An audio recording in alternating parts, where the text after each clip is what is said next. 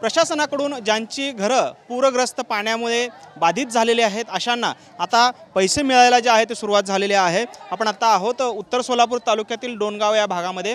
खरं तर या डोणगावमध्ये देखील मोठ्या प्रमाणात पुराचं साम्राज्य पाहायला मिळालेलं होतं, त्यामुळे अनेकांची घरं जी आहेत ती पाण्यात गेलेली आहेत। आपल्यासोबत काही स्थानिक नागरिक आहेत ज्यांना ही मदत आता मिळायला सुरुवात झालेली आहे। शासनाकडून तुम्हाला जी मदत जाहीर करण्यात आलेली होती ती तुमच्या खात्यामध्ये जमा झालेली आहे का आणि किती पैसे जमा झालेले आहेत? शासनाकडे जी मदत मिळाली होती ती आम्हाला जमा झालेली आहे। 10,000 रुपये शासनाकडून जमा झालेले आहेत। शेतीचं इतकं नुकसान झालं आहे की जनावरांना चारा नाही किंवा शेतात जाता येत नाही की आता माझा 8 ते 10 एकर ऊस आहे, त्याचा पालाही दिसत नाही।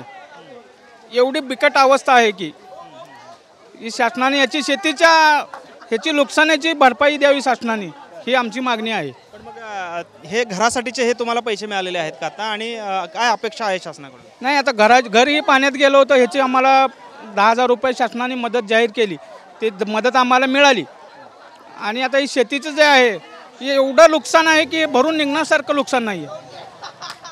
काही गावातल्या आणखी स्थानिक काय एकंदरीत गावात परिस्थिती आहे? किती लोकवस्ती आहे? किती जणांची शेतं, किती जणांची घरं बुडलेली होती आणि पैसे सगळ्यांना मिळाले? गावाच्या चारी बाजूने शिना नदीच्या पाण्याचा वेढा पडलेला होता।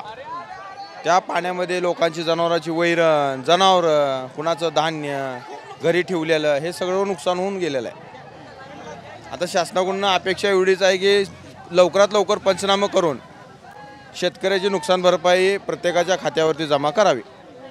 पण मग गावामध्ये ज्यांची घरं पाण्यामध्ये गेली ते सगळ्यांचे पैसे आलेले आहेत का आता? सर्वांना पैसे भेटलेले आहेत। किती रक्कम भेटली?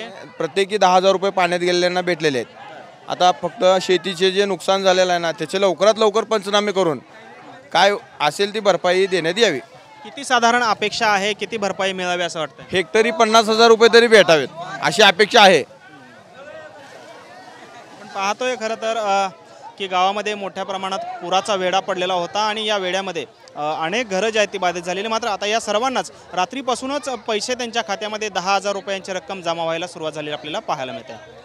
कॅमेरामॅन प्रवीण नक्कासह सागर सुरवसे, TV9 मराठी, डोणगाव, उत्तर सोलापूर, सोलापूर।